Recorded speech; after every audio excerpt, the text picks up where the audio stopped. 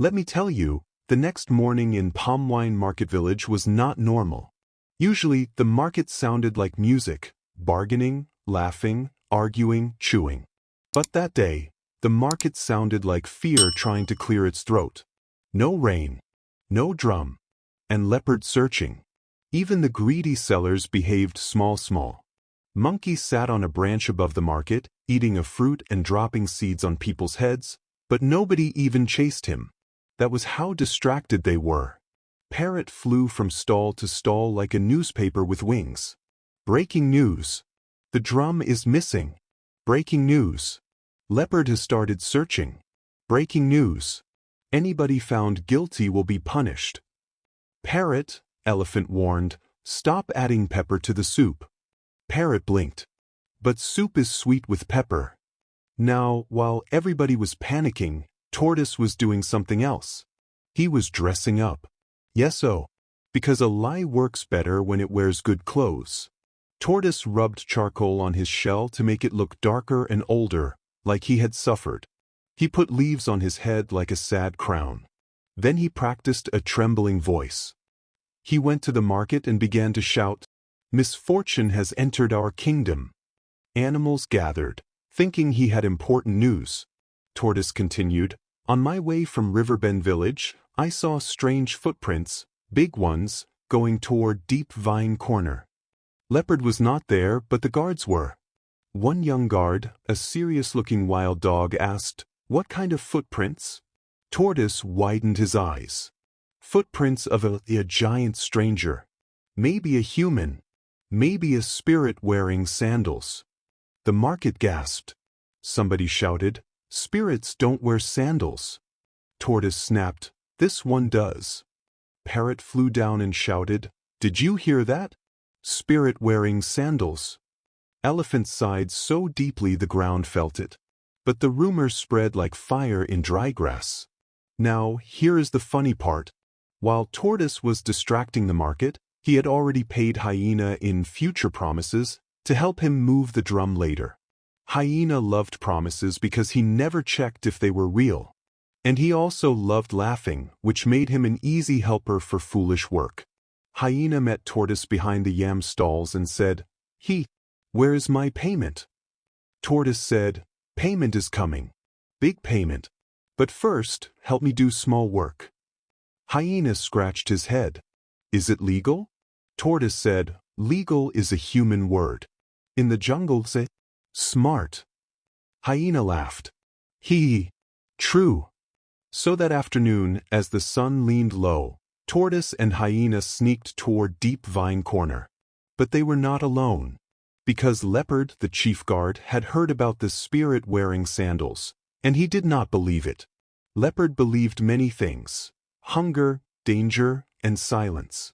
But he did not believe market gossip. So Leopard followed the trail himself and found something interesting. Not footprints.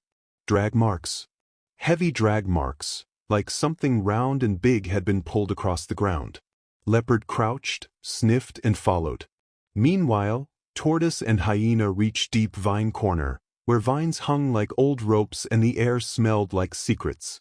Tortoise whispered, "We will hide it here, then we will wait for buyers." Hyena asked, "Who will buy a drum?" Tortoise said, "Someone who wants power." Hyena nodded as if that made perfect sense. They pulled the big drum under a thick bush. But as they were catching their breath, a voice came from the trees. They froze. A small voice, sharp like a pin. It was Squirrel, the quiet watcher of the jungle. Squirrel was small, but his eyes were big and his memory was wicked. Squirrel asked, "What are you hiding?" Tortoise forced a laugh. "Nothing. Just yams." Hyena looked confused. "But I don't smell yams." Tortoise stepped on Hyena's foot. Squirrel tilted his head. "Tortoise, your mouth is talking, but your hands are sweating." Tortoise smiled. "Sweating is exercise." Squirrel jumped closer, sniffed the bush, and his eyes widened. "The drum," Squirrel whispered. "Gbegby." Hyena's face changed. "Wait, this is the sacred drum?" Hyena asked. "You told me it was yams." Tortoise said quickly. Sacred yams. Hyena frowned. There is no such thing as sacred yams.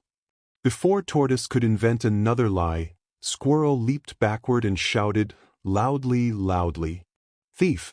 The drum is here! And in the distance there was an answer. Not a voice. A growl. Leopard's growl. Tortoise's heart fell into his stomach. Hyena looked around and started to shake.